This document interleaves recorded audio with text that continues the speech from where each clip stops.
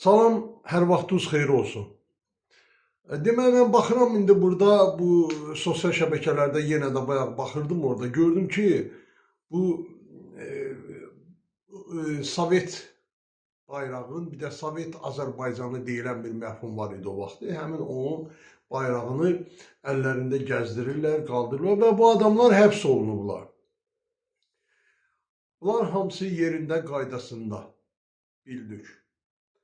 Məsələ ondadır ki, bəzi adamlar, bir çox adamlar deyərəm mən, sonra Arif Rəhimzadə özü də həmən işi müdafiə elədi və bir ağsaqqalı gördüm. Bir TikTokda video çəkib qoyub, deyir ki, bu bizim tariximizdir. Başlayır sadalamağa. Media dövlətindən üzübəri, bütün dövlətlər bizim tariximizdir. Eyni ilə də Sovet Azərbaycan'da bizim tariximizdir. Burada nə var ki? Mən indi bu ağsaqqala pis söz demək istəmirəm. Bunun yaşına görə mən indi nə təhsilim, nə tərbiyəm buna yol vermir ki, məndən olmasa bir 10 yaş böyüdür. Ki bu adama mən deyəm ki, demək sən Səfəvilər dövlətini, Şah İsmailin rəhbərliyi elədiyi bir dövləti gətirirsən Sovet imperiyasına tay bərabər qoyursan da, demək sən məqsəd yönlü adamsan. Ona görə ki, sən çox gözəl bilirsən ki, və o fikirdə olan adamlar çox gözəl bilirlər ki, Azərbaycan Sovet imperiyasının işğalı altında olub, 70 ildən yuxarı. Və bizi milli mənəvi dəyərlərimizdən ayırıblar. Bizim torpaqlarımızı işğal ediblər. Bizim neçə-neçə oğullarımızı, neçə-neçə ziyalılarımızı tələf edib, məhv ediblər. Bizim genofonumuzu korlayıblar. Erməniləri bura soxa-soxa, Rusları və digər millətləri. Sən demək belə çıxır ki, sən Səfəvi dövləti ilə bu dövləti Sovet imperiyasının bayrağını Səfəvi bayrağı ilə eyni hesab edirsən. Demək ki, sən məqsəd yönlü adamsan. Demək ki, sənin haqqında tədbir görülməlidir. Demək ki, sən və sənin fikirdə olan adamlar dövlət orqanları tərəfindən nəzarətə götürülməlidirlər. Yəni, insan bu qədərmi o danqabaş olarmış ki, bunu anlamasın. Yəni, bu mümkündür. Sənin 70-dən yuxarı yaşın var. Sən bunu çox gözəl başa düşürsən. Bunu bilərəkdən eləyirsən. Öyrədilmişsiniz.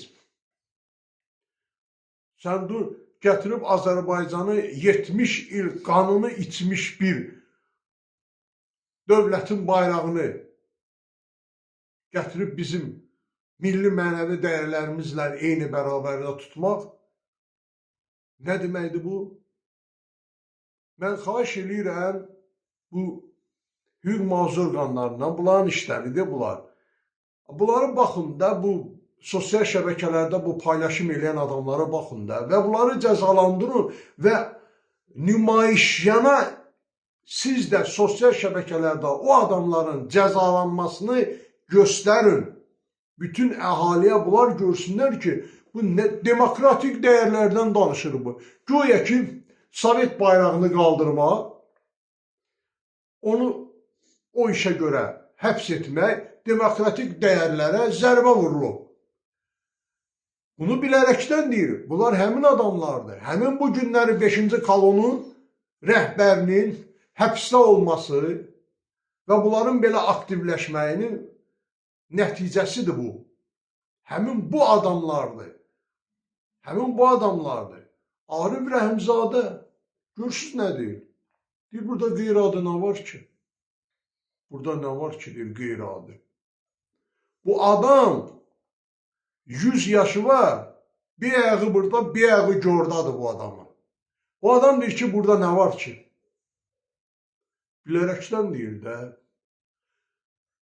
Biz hər birimiz bilirik ki, bu ictimai siyasi sektorda 30 ildən yuxarıda ki, mən varam burada, bəlkə də 35 ildir.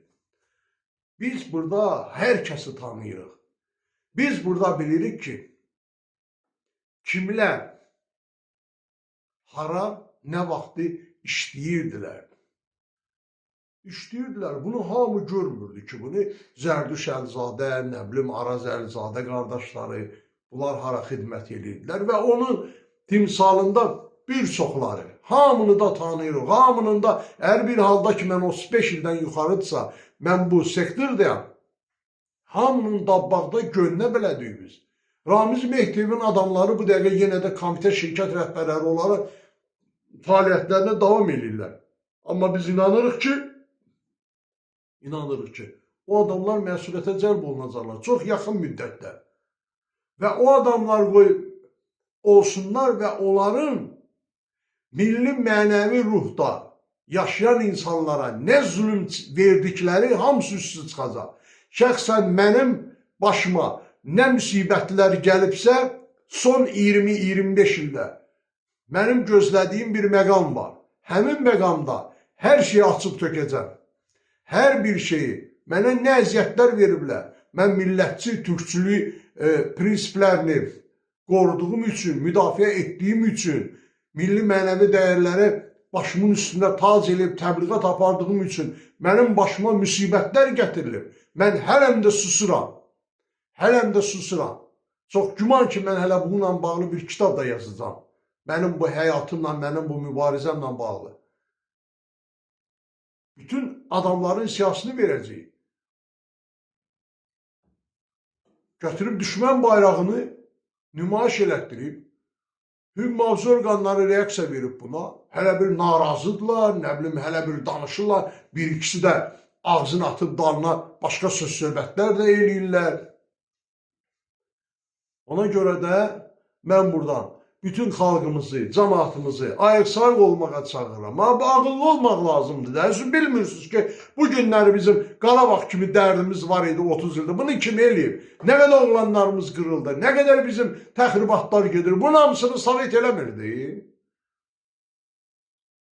Qarbaçov vermədi Qarabağ torpaqlarını o vaxtı.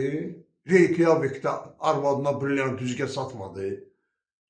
Bunları nəyə yadınızdan çıxardırsınız ki?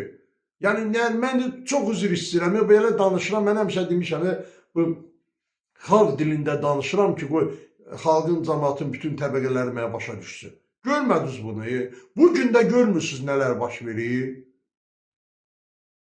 Ona görə də biraz ayıq-sayıq olmaq lazımdır. Dərhal reaksiya verin bu adamlara. Bu adamlar xainlərdir, dövlət xaini, vətən xaini, millət xainlərdir bunlar. Görürsünüz ki, məni nə qədər söyürlər burada. Baxın, görün, mənim videomun altından mənə nə qədər söyənlər var. Hamısı vətən, millət, dövlət xainləridir. Bizə problem yaradan adamlar kimdir ki? Bu günləri vətənpərvərlik ruhunda, milli ruhda olan insanları və onu təbliğ edən insanlara problem yaradılırsa, həmin o yaradanları müzakirə edib, araşdırılıb, onları cəlb eləmək lazımdır məsuliyyətə. Aydın məsələdir də. İnşallah mən inanıram ki, çox yaxın zamanlarda haqq yerini tapacaq. Bizə yaşadıranlar, bizə müsibətləri, bizim ailə üzvlərimizə müsibətləri yaşadanlar çox yaxın zamanlarda özləri də bu müsibətləri dadacaqlar. Çox sağ olun, Tanrı Azərbaycanı qorusun, Tanrı Türkü qorusun.